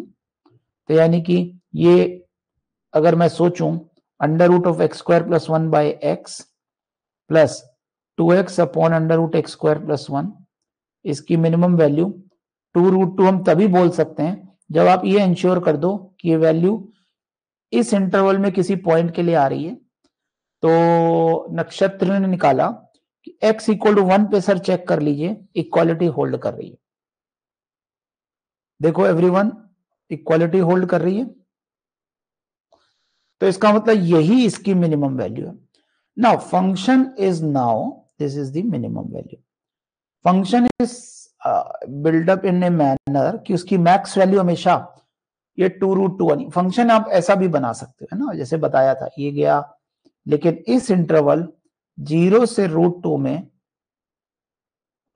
उसकी जो मैक्स वैल्यू है ना 1 पे आ रही है, वो कांस्टेंट है, कहा गया ना where f x is constant, तो हमें सोचना ही नहीं है 1 पे मैक्स आ रही तो फिर वो हमेशा ही मैक्स होगी, राइट? क्लियर हो गई बात? यानी function is a constant function with 2√2 value. कौन सी वैल्यू है? 2√2 वैल्यू। ये तो चेक करो मिनिमम वैल्यू। अब नाउ दिस इंटीग्रेशन, ठीक, यहां तक क्लियर हो गई बात। अब कोई इंटीग्रेशन मतलब हम बोल पा रहे हैं 3x square plus 1 upon under root of x square plus 1 is always greater than 2√2। अगर आप इसका इंटीग्रेशन कर रहे हो 0 से √2 में, तो इसका भी इंटीग्रेशन कर सकते हैं 0 से √2 dx। When you solve it you get √2 minus 0। तो यानी ये वैल्यू आ रही है 4, मतलब ये पूरा integration I greater than equal to 4। तो what is the minimum value of this integration? Minimum value of this integration is actually 4। Check करते हैं, यस 4.00। आई होप ये बातें क्लियर हो गई। 8वां क्वेश्चन भी क्लियर हो गया। नेक्स्ट क्वेश्चन की ओर बढ़ते हैं। It's Euler substitution. देखते हैं, ये क्वेश्चन कुछ प्रिंटिंग में एरर है, इसमें 1001 है या, चलो हम I8 की वैल्यू निकाल लेंगे। यहां पे एरर है कुछ, तो 100 इंटू I8 ऐसे पूछा है ना, या पता नहीं 1001 into I8। We are focusing on GIF of I8 है ना, I8 या I7 या I3 कुछ भी लिख सकते हैं। तो चलो देखते हैं IN क्या है। जब भी इस तरह का कोई एक्सप्रेशन होता है ना, तो इसमें आयलर सब्स्टिट्यूशन लगाते हैं। आयलर सब्स्टिट्यूशन क्या है? इस पूरे x plus under root of x square plus 1 is को t मान लेते हैं, ठीक है, पूरे एक्सप्रेशन में। और जब आपने इसको t माना तो ये एक्स स्क्वायर प्लस 1 एक्चुअली आ गया t माइनस एक्स के बराबर, फिर दोनों का स्क्वायर मतलब स्क्वायर कर दिया तो t square plus x square minus 2tx, ये सॉल्व करने पे एक्स स्क्वायर से एक्स स्क्वायर कट गया और ये आ गया x is equal to t square minus 1 upon 2t। I hope यहां तक की बात क्लियर है। इससे अगर हम dx निकालें, dx इज इक्वल टू, तो ये आ जाएगा एक्चुअली 1/2 कॉमन, ऊपर t आ रहा था तो 1, यहां पे -1/t आ रहा था तो उसका derivative plus 1/t square dt। ठीक है, और अब हम इंटीग्रेशन लिख देते हैं। तो what is I n is actually equal to, this is t की पावर n, ऊपर वाले dx को लिख सकते हैं half 1 plus 1/t square dt with in the limits. इसमें भी लिमिट 0 से क्या होंगी देखते हैं। 0 डालने पर यहां पे लिमिट 1 हो जाएगी, देखो चेक करो, 0 डालने पर यहां पे लिमिट 1 हो जाएगी, यानी ये लिमिट हो गई 1, और इन्फिनिटी डालने पे तो इन्फिनिटी रहेगी। इस इंटीग्रेशन को सॉल्व करें तो हाफ तो बाहर आ रहा है, ये बन गया 1 बाय एक्चुअली टी स्क्वायर नहीं, यहां आएगा टी की पावर n, टी की पावर n, तो 1 बाय टी की power n plus 1 by t की पावर n प्लस 2। हाँ हरे ठीक कर दिया मैंने। तो बताइए इंटीग्रेशन 1/2 आई एन की वैल्यू क्या आ गई, 1/2। वैसे इसको एक और तरीके से किया जा सकता है, अगर आप लोगों को पता हो, x को sec थीटा tan थीटा मान लो, तो ये वही क्वेश्चन बन जाएगा जो IIT जेई में आया था, sec theta plus tan theta की पावर 11/2 ऐसे करके एक आया हुआ है ना क्वेश्चन। ये under root of x square plus 1 क्या बन जाएगा, sec थीटा। ट्रिग्नोमेट्री में ये मेथड 2 भी हो सकता है, ऐसा है ना। आइलर सब्स्टिट्यूशन की जगह हम कुछ ऐसा सोच सकते हैं। एनीवेज अभी इंटीग्रेशन क्या बन गया, 1/t की पावर n का इंटीग्रेशन होता है t की पावर -n प्लस 1 और नीचे -n प्लस 1, और यहां पे आ गया t की पावर -n-2 में -n-1 upon -n-1। Am I right, और am I right, 1 to infinity limit लगा देंगे, इससे आंसर आ जाएगा। क्या रहा आंसर, यहां लिखते हैं I n is equal to, ठीक है, I n is equal to half of, देखिए यहां पे 1/1 माइनस एन है, और ये t की पावर नीचे आ रहा है n-1, ठीक है। n ऑब्वियसली बहुत बड़ा है, 8 है ना, तो आप चाहो तो 8 भी लिख सकते हो सीधे सीधे, i8 है ना, तो उसको अगर हम i8 ही निकाल लें सीधे तो n की जरूरत नहीं पड़ेगी। तो what is i8, i8 is 1/2, ये इंटीग्रेशन आ गया, और यहां पे 8 रखने पे -1/7 t की पावर 7, ये यहां पे 8 रखने पे -1/9 t की पावर 9, और लिमिट डाल दें 1 टू इंफिनिटी, ये माइनस, दोनों ही माइनस होंगे।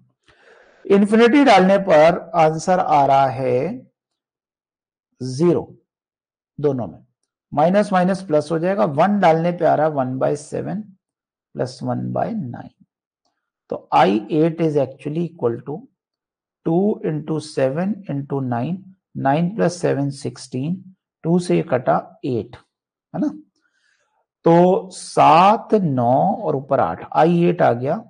अब जो मर्जी पूछ लें, 8/63, ठीक है, 8/63। अब उसमें 1000 लिख लो, तो आई थिंक देखना पड़ेगा मतलब कि क्या आंसर है, जब क्वेश्चन में गलत प्रिंट है तो हटा दिया उसको। 8 बाई, क्वेश्चन ही नया बना देते ना, 63/8 i8 क्या होगा, तो आंसर इज 1,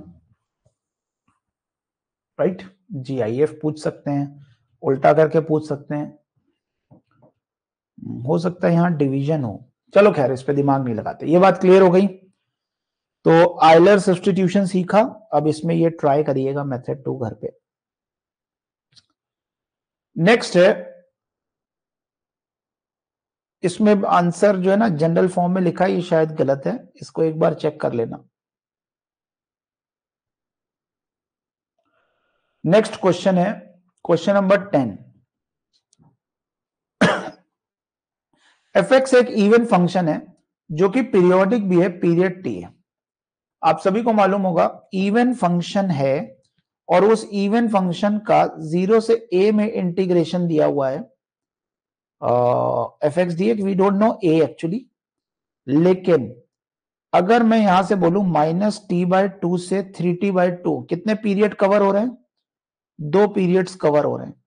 क्या सबको मालूम है कि इस बात को हम ऐसे भी लिख सकते हैं 0 से t f x d x, actually 0 से 2t f x d x equal to 18, या फिर ऐसे भी लिख सकते हैं 2 टाइम्स 0 से एफ एक्स डी एक्स। ठीक है जी।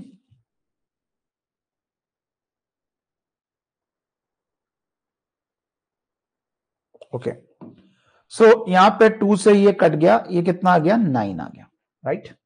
तो यानी ये इंटीग्रेशन, एक पीरियड का इंटीग्रेशन 9 आ गया। तो इससे हमें ये डेटा पता लग गया। अब आपसे पूछा क्या, ये सिंपल प्रॉपर्टी बेस्ड क्वेश्चन है, -a to a plus 5t fx dx, can we write like this? It is -a to a fx dx। C answer बता रहे हैं नित्या, तो बिल्कुल सही है शायद ये, a to 5t fx dx। तो ध्यान से देखिए, ये तो हो जाएगा इवन फंक्शन है, तो 2 times 0 to a fx dx, यानी ये तो 6 आ जाएगा, प्लस ये आ जाएगा 5 times 0 to t fx dx, और इनसे वैल्यूज आ जाएगी, इसकी वैल्यू आ गई 6, इसकी वैल्यू आ गई 45, क्योंकि 9 इंटू ये 9 था ना, आंसर इज 51, यानी सी इज द राइट आंसर। बिल्कुल सही है। अगले क्वेश्चन की ओर बढ़ते हैं। अगला क्वेश्चन है क्वेश्चन नंबर, तो 51 इज द राइट आंसर। चलिए ये वाला क्वेश्चन भी करके दिखाइए। F x equal to x square plus 0 to x e की power -t f of x minus t. देखिए इस तरह का अगर कोई क्वेश्चन है जिसमें अब 2 अप्रोचेस समझ में आ रही हैं, आप लोग तुरंत झट से लेबनीज रूल लगाने में लग जाते हो, बट सबको पता है लेबनीज रूल लगाते समय अगर फंक्शन में x और t मिक्स्ड है तो लेबनीज रूल सीधे नहीं लगाया जा सकता। लेबनीज के 2 रूल्स होते हैं, एक मतलब फर्स्ट रूल और सेकंड रूल, तो इसमें सेकंड रूल लगना चाहिए। तो अगर इस x माइनस टी से छुटकारा मिल सकता है तब तो हम आगे बढ़ सकते हैं, नहीं तो नहीं बढ़ सकते। ठीक है, तो इस x माइनस टी से छुटकारा पाने के लिए अपर लिमिट x है ना, लोअर लिमिट 0 है, किंग्स रूल लगा देंगे। पहले हमने इसमें क्या लगा दिया? किंग्स रूल लगा दिया। किंग्स रूल क्या है? Upper limit plus lower limit minus x करने से फंक्शन का इंटीग्रेशन चेंज नहीं होता। तो f x equal to x square plus lower limit और अपर लिमिट का एडिशन है x, तो e की पावर माइनस टी, इसे हम x माइनस टी लिख देंगे। जहां जहां t आ रहा है वहां क्या लिख देंगे?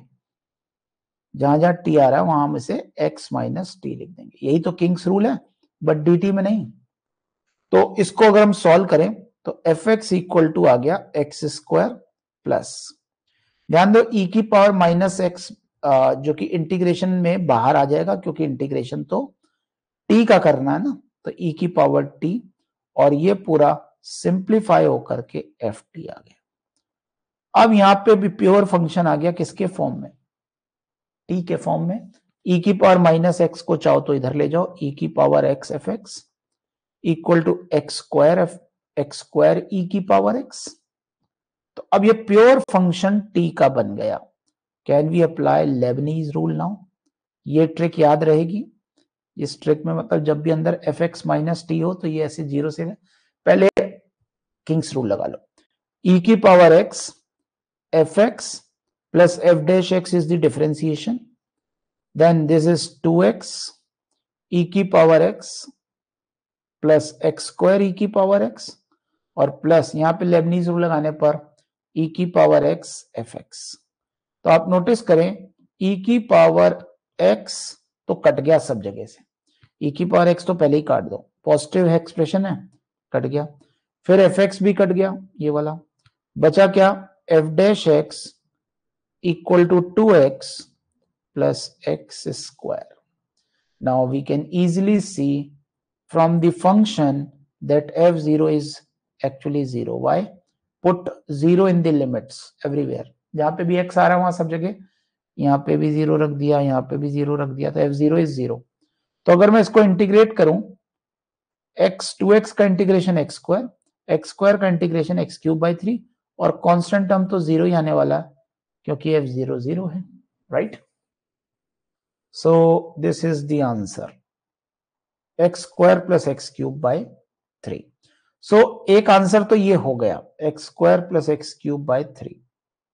ये गलत हो गया, ये सही हो गया, f dash x क्या आया था, ये भी सही हो गया, और फिर अब ये भी निकाला जा सकता है F x minus x square, तो 2x का इंटीग्रेशन ऑड फंक्शन है, ये भी सही हो गया। ये क्या 2x बन जाएगा ना अंदर, 2x क्यों, f x minus x square, notice करें। ठीक है जी, तो ये था क्वेश्चन नंबर 11। क्वेश्चन नंबर, तो आंसर चेक करते हैं, x square plus 2x, yes the answer is B C D, बिल्कुल सही है। Okay, now this one, question number 12।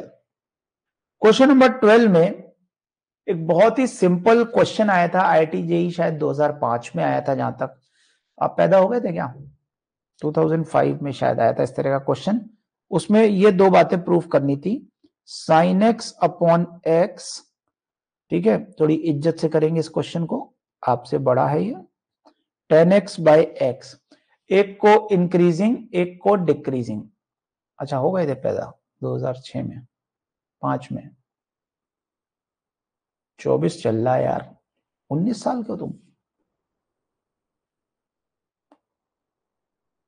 हाँ, वो बाद में, पहले इसमें ये बताओ, ये प्रूफ करना है कि ये डिक्रीजिंग फंक्शन है और ये प्रूफ करना है ये इंक्रीजिंग फंक्शन, ऐसे आया था।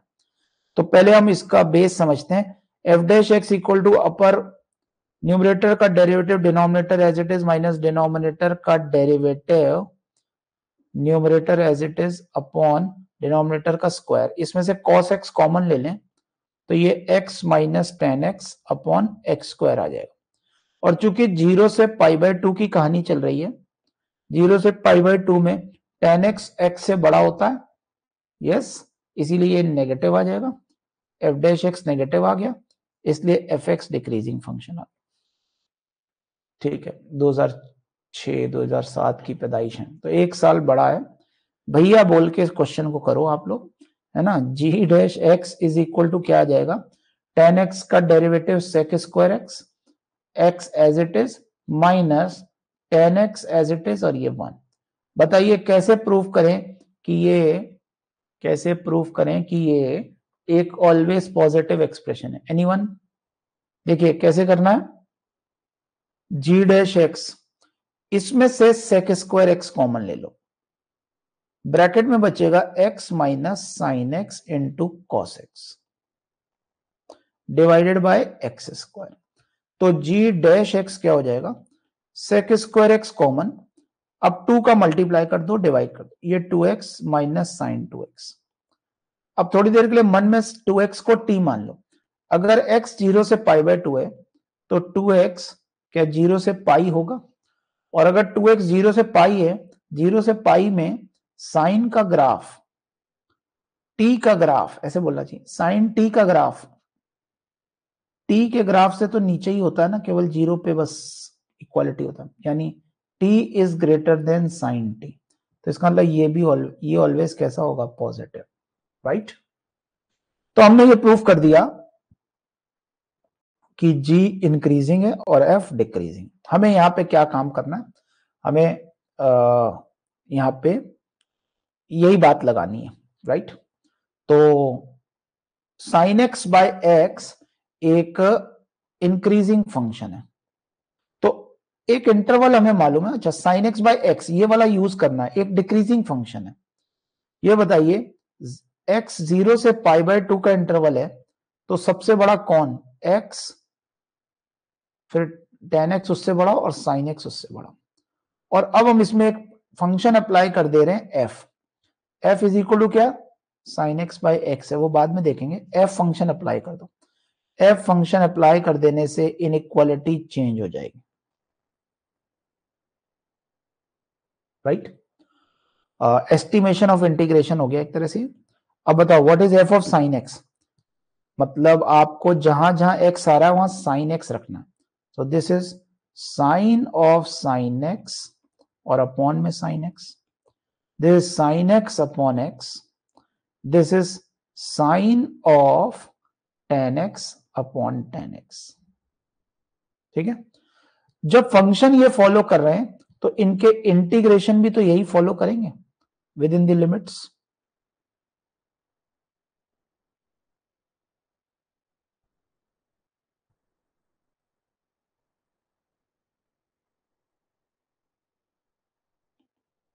क्या थी लिमिट्स? 0 से π/2। तो 0 से π/2 में पहले वाले को I1 बोला गया, दूसरे वाले को I2, तीसरे वाले को I3। तो I1 is greater than I2 is greater than I3। Statement reason वाला क्वेश्चन था शायद ये। हाँ, मतलब ये स्टेटमेंट रीजन क्या, वो ऑब्जेक्टिव क्वेश्चन ही है। ये I1 है, ये I2 है, ये I3 है, बट एक से ज्यादा सही हो सकते हैं। I1 I2 से बड़ा है और I2 I3 से बड़ा है, तो I1 I3 से बड़ा होगा, ट्रांजिटिविटी लग गई ना। तो यानी ए बी सी तीनों आंसर सही है। Yes, answer A B C all are correct. I hope ये बात सभी को क्लियर हो गई। ठीक है, अगले क्वेश्चन की ओर बढ़ते हैं। क्वेश्चन नंबर 12 के बाद 13 is also a good question. So 13 में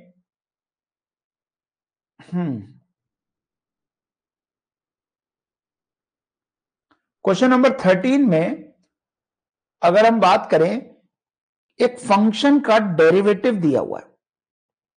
शुरू में पहली लाइन में हम लोग का क्या आचरण रहता है, हमारा क्या बिहेवियर रहता है क्वेश्चन के प्रति, कि डेटा जिस ऑर्डर में दिया होता है प्रोसेस भी उसी ऑर्डर में करने की कोशिश करते हैं, पूरा क्वेश्चन नहीं पढ़ते हैं। क्वेश्चन में एक इंटीग्रेशन भी दिया हुआ जिसमें f और g में आपस में कोई रिलेशन दिया, और ये वही वाली बात वापस आ गई, x माइनस टी। बताओ ये x माइनस टी कैसे हटाते हैं? a टू x, हमें लेबनीज रूल लगाना है, लेकिन लेबनीज के दो रूल होते हैं, एक वो जिसमें प्योर टी के फॉर्म में लिखी हो चीजें, एक वो जिसमें x और t के फॉर्म में मिक्सचर लिखा हो और x और t हटाया ना जा सके, वो हमारे कोर्स में नहीं है। इसीलिए ऐसा ही दिया जाएगा जिसमें कि हटाया जा सकता है। तो दैट मीन्स अगर हम यहां पे किंग्स रूल लगा दें तो क्या ये सबको पता है, ये जीटी डीटी हो जाएगा प्लस 2x प्लस 3।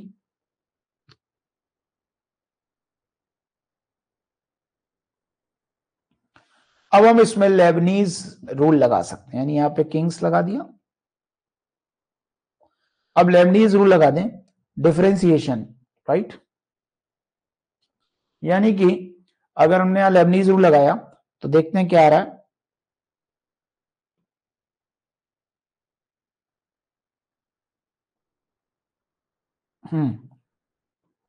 ये अपर लिमिट का डिफरेंशिएशन 1, अपर लिमिट को इसमें पुट कर दिया, माइनस लोअर लिमिट का डिफरेंशिएशन 0, अपर लिमिट का डिफरेंशिएशन यहां gx और ये आ गया प्लस 2, यानी e की पावर fx की वैल्यू आ गई gx प्लस 2। तो अगर हमें gx यहां पे इफ सम का मतलब sum, सम मतलब if sum of the all values of x for which gx has a local extrema, local extrema निकालने के लिए आपको g डैश x निकालना पड़ेगा। g डैश आ रहा है e की power fx into F dash x. अब आपको अंडरस्टैंडिंग आ गई होगी क्यों डायरेक्ट उन्होंने एफ डैश एक्स ही दे दिया था। हमें फर्स्ट डेरिवेटिव टेस्ट आता है, g डैश x किस पे निर्भर कर रहा है? g डैश x निर्भर कर रहा है e की पावर fx जो कि ऑलवेज पॉजिटिव है, ये अपना साइन कभी चेंज नहीं करता। मैक्सिमा और मिनिमा वहां बनते हैं जहां पे ये अपना साइन चेंज करता है, और यहां पे वर्ड लिखा है लोकल एक्सट्रीमा। ठीक है, और अच्छा क्वेश्चन बनता अगर वर्ड डाल देते मैक्सिमा, फिर आपको और सोचना पड़ता। एनीवेज, अभी एक्सट्रीमा डाला है, तो सीधी सीधी बात है कि एफ एक्स का जो ये तो पॉजिटिव है, तो जी डैश एक्स का साइन सीधे सीधे एफ डैश एक्स पे निर्भर कर रहा, और एफ डैश एक्स में जितनी भी पावर ऑड हैं वहीं पे क्या साइन चेंज होगा, जैसे 1 3 से लेके 97 तक, यानी 1 यहां पे अगर मैं लिखूं किस पे एक्सट्रीमा होगा, 1 पे होगा, 3 पे होगा, 5 पे होगा और 97 पे होगा। आई होप ये बात क्लियर हो गई। और इन्हीं की सम ऑफ द वैल्यूज पूछा है, यानी सम इसका आ जाएगा 1 से लेके 97 क्यों, 99 भी लो ना, 100 तक जा रहा है ना, हाँ तो 99 भी लेना, तो यानी छुप रहा 99 भी लिखा हुआ है। तो गाइज यहाँ पे क्या आ जाएगा आंसर, ये आंसर आ जाएगा 1 से लेके 99 तक के ऑड नंबर 50 है, 50 काउंट है, 1 plus first term plus last term by 2, तो 50 इंटू 50 2500 आ रहा है। दी टोटल सम वैल्यूज आ रही है 500। उसको अगर लैम्डा बोल दिया जाए 2500 बाय 3, 2500 बाय 3 कितना हो जाएगा, यह आ जाएगा 8 या 24 1 0 3 3 फिर 3 833.3333 बार लगा दो, है ना, ये आंसर है। अब आगे कुछ पूछना हो तो इसका जीआईएफ पूछा जा सकता है। ठीक है, let us check the answer. The answer is 833.33, right. तो ये ट्रिक आप कभी भूलना नहीं कि ये जब अंदर जी ऑफ एक्स माइनस टी लिखा होता है और लेबनीज रूल लगाना है तो पहले किंग्स रूल लगा लिया। बिल्कुल सही। अगले क्वेश्चन की ओर बढ़ते हैं, ये वाला आप करके दिखाइए। क्वेश्चन नंबर 14, पॉलिनोमियल दिया हुआ है एफ एक्स 4x की पावर 4 प्लस दिस, ये polynomial function alpha beta gamma delta are the increasing order में, ये रूट्स दिए हुए alpha beta gamma delta, sorry delta की जगह सिग्मा लिखा हुआ है, छोटा सिग्मा। जरा करके दिखाएं। कोई जरूरी नहीं है कि आपको जो क्वेश्चन है उसमें कोई जादू से ही आपका आंसर निकले। क्या ये एक पॉलिनोमियल दिया हुआ है और पॉलिनोमियल में बचपन में सीखा है रूट्स निकालने का तरीका, ठीक है, लेकिन अगर मान लो वो रूट बहुत बड़ा हुआ, 1 नहीं हुआ, 2 नहीं हुआ, 3 नहीं हुआ, 4 नहीं हुआ, कुछ ऐसा हुआ, तो यहां पे मैं आपको एक ट्रिक सिखाने जा रहा हूं।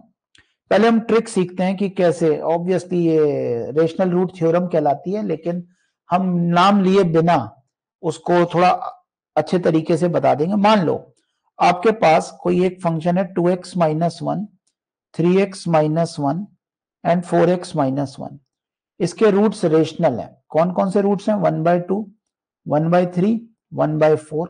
जब आप इसको सिंप्लीफाई करोगे तो ये क्या 6x square minus 5x plus 1 multiplied by 4x minus 1 आ रहा है।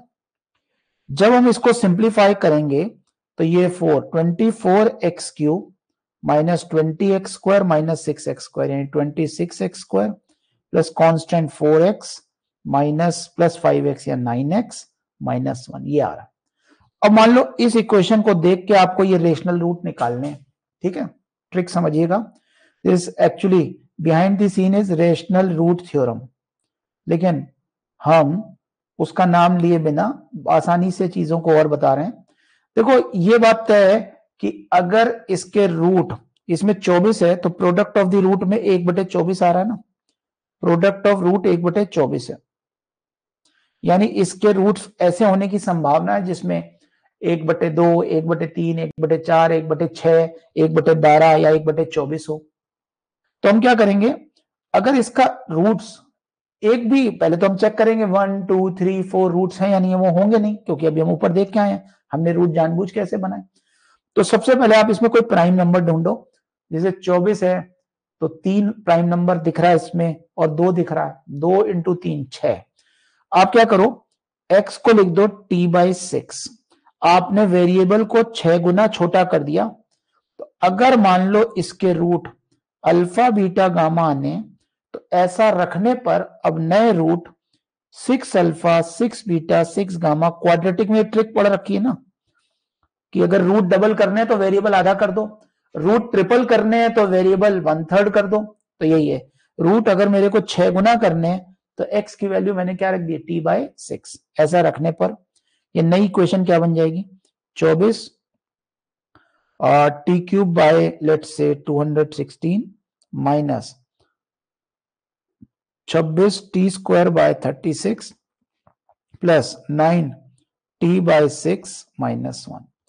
इसको सिंप्लीफाई करें तो 24 तो कटता हुआ दिख रहा है, किससे, 216 से। कैसे, 8 तो पूरा 216 होता है 6 का क्यूब यानी 2 का क्यूब और 3 का क्यूब, तो 2 का क्यूब तो पूरा कट गया 24 से और 3 1 कट गया, यानी यहां 9 बचा।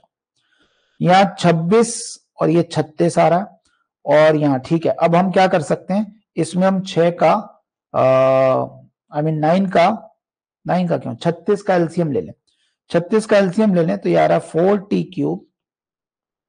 4t³ minus 26t² plus 9 into 6 54t minus 36 equal to 0। I am assured अब इसका एक इंटीग्रल रूट जरूर होगा। क्यों, आपने 6 गुना कर दिया, 3 रूट थे तो कोई ना कोई एक रूट जरूर इसका अब इंटीग्रल रूट आ रहा होगा। जैसे अगर हम t की वैल्यू लेट से हमने 6 गुना किए थे ना रूट, पहले रूट थे 1, अब नए रूट क्या होने चाहिए, नए रूट होने चाहिए 3 2 और यहां 6 गुना किया तो 3/2, तो 2 भी इसका एक रूट होना चाहिए और 3 भी इसका रूट होना चाहिए।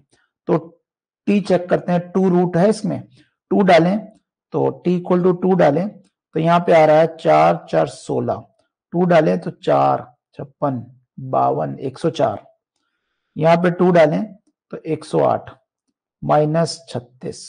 कुछ गड़बड़ हो गई क्या, 2 डालें तो ये 4, ये तो 4 आ रहा है, कुछ गड़बड़ हो गई। कैलकुलेशन चेक करो, माइनस हाफ 4 और 2, ऊपर वाले के रूट्स नक्षत्र ने निकाल दिए, माइनस हाफ 4 और 2, मतलब ये तो मैंने रेशनल रूट थ्योरम से बताया।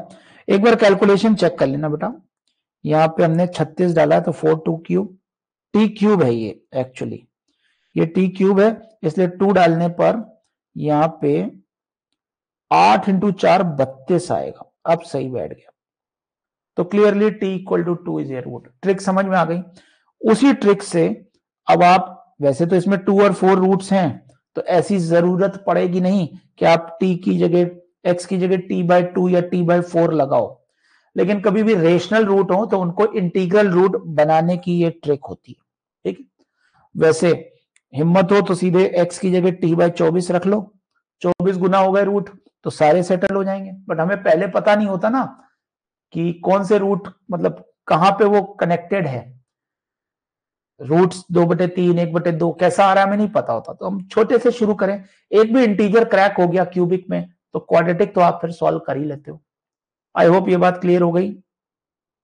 हाँ हरित, t³ लिख दिया था मैंने, आइडेंटिफाइड द मिस्टेक। अब इसके 4 रूट्स आ गए तो अल्फा की वैल्यू माइनस 1/2, बीटा की वैल्यू प्लस 1/2, गामा की वैल्यू 2 और छोटे सिग्मा की वैल्यू 4। अब क्या सारे ऑप्शन रख के चेक कर लोगे, यानी कि इसमें एक ऑप्शन इंटीग्रेशन का है इसलिए क्वेश्चन इंटीग्रेशन में आ गया, अदरवाइज सिंपल पॉलिनोमियल सॉल्व करने का क्वेश्चन है। Question number 15। सो अब बात करते हैं अगले क्वेश्चन की। फिर से अगला क्वेश्चन है एस्टिमेशन ऑफ इंटीग्रेशन का, which is more of area.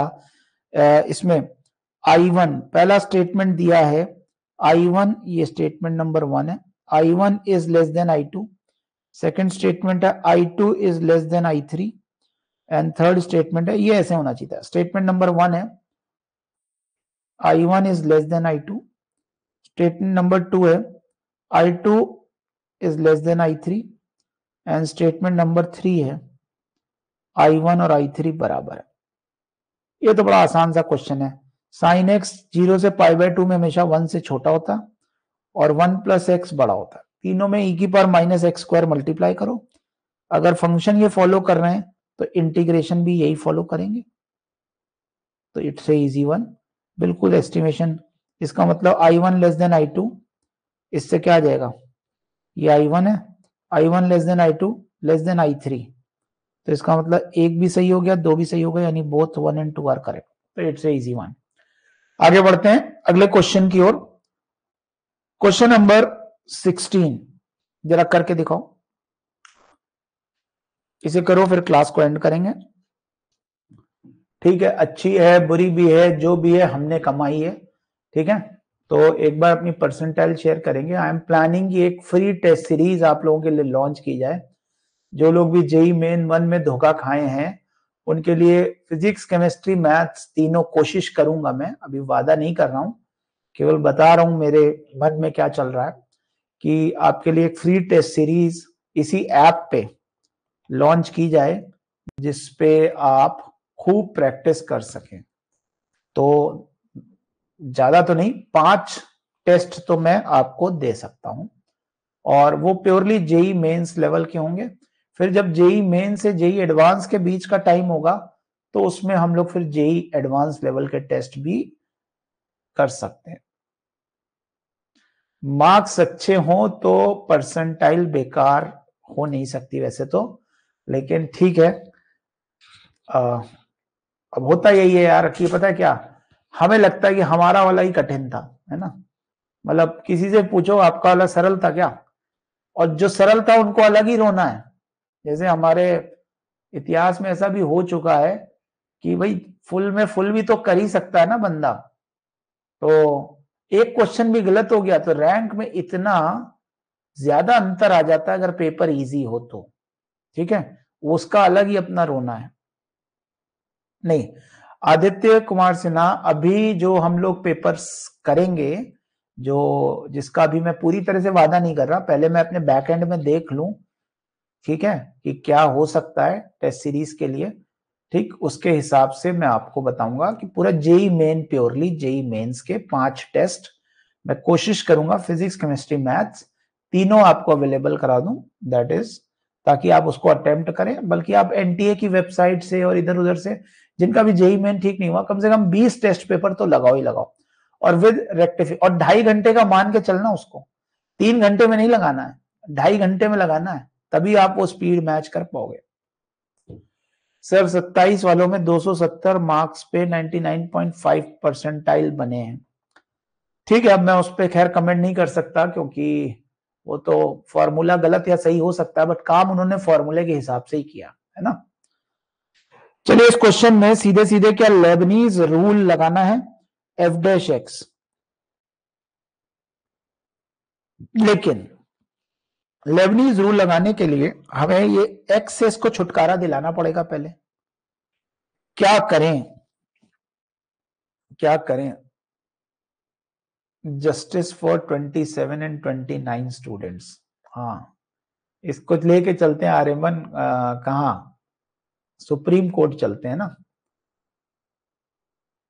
ठीक है, t/x को अल्फा मान 0 to x e⁻t/x and this is the attitude. क्योंकि आप जब तक ये सब सोचते रहोगे 4-5 दिन वेस्ट कर दोगे, अल्टीमेटली होगा कुछ नहीं। एक जेन्युइन, जैसे अभी पीछे मेधांश के साथ हुआ था, 800 रैंक आई थी उसकी IIT जेई एडवांस में, पिछले साल की बात है। पेपर शायद पिछले से पिछले साल की बात है, पेपर मैग्नीफाइड आ गया था। मैग्नीफाइड का मतलब उसमें क्वेश्चन बड़े बड़े आ रहे थे और उनको छोटा करके दे, ये जेई एडवांस की बात बता रहा हूं। और ऐसा नहीं शहर के शहरों के साथ हुआ था, कईयों के साथ हुआ था, फिर भी उसमें कुछ नहीं हुआ क्योंकि लोग प्रोसीड करते नहीं है और उसे प्रूफ नहीं किया जा सकता। कोर्ट में केस भी हुआ लेकिन लोगों के पास कोई प्रूफ तो है नहीं, कोई स्क्रीनशॉट तो वहां ले नहीं सकते। तो खैर एनीवेज, t/x को अल्फा या u मान लो, अल्फा की जगह हमने u मान लिया। तो t is equal to actually ux आ गया। अब ये जो फंक्शन है e की पावर x, ये नई लिमिट क्या हो जाएगी वो भी बताते हैं। ये हो जाएगा t बाई एक्स u, और अगर मैं यहां से dt निकालूं, x कांस्टेंट है तो ये x du हो गया, x इंटू डी यू। क्या ये x अलग हो गया और नई लिमिट्स आ गई। t को x को 0 डालो, आई मीन t को 0 डालोगे तो u 0 और ये 0 to 1 आ गया। M I right? हो जाएगा आगे क्वेश्चन। तो दो ट्रिक आ गई। अब अगर बाय एक्स हो तो उस पूरे को यू मानना। हाँ, dx नहीं dt है, ठीक है, नक्षत्र सही कर दिया। अब आगे क्वेश्चन हो जाएगा। हो जाएगा क्या, हो ही गया। एफ एक्स अगर e की power x plus x times e की पावर u में लिमिट लगा दें तो ये e माइनस 1 आ जाए। यानी ये एक सिंपल सा फंक्शन आ गया जिसके बारे में हमारे पास दो तीन बातें कही गई हैं। ये इंक्रीजिंग फंक्शन है, चेक करो। F dash x is a increasing function, e की power x plus e minus 1 which is positive quantity, तो इसलिए उसकी रेंज होगी, कंटिन्यूअस फंक्शन है, f of minus infinity to f of infinity, right. ये इसकी रेंज होगी एफ ऑफ माइनस इंफिनिटी में, ये तो जीरो हो गया, ये तो जीरो हो गया, और बाद वाला माइनस इंफिनिटी टू इंफिनिटी, तो सत्य है पहला वाला। F x is a one one function, सत्य है। There exist some f x, f dash x सोचें, एफ डैश एक्स सोचें तो ये आ रहा है e की पावर x, ये निकाला ही था, प्लस e माइनस 1, और ऑलवेज पॉजिटिव है, तो ये कभी भी there exist some such that f dash x equal to e. F dash x की वैल्यू ई रख के देख लेते हैं ना, एफ डैश एक्स की वैल्यू ई रख के देखें तो ये ई से ई कट गया, ई की पावर एक्स इक्वल टू 1, तो एक्स इक्वल टू 0 पे ये वैल्यू ई, ये भी हो ही रहा है, 0 से 1 के बीच में नहीं हो रहा, तो सी गलत हो गया।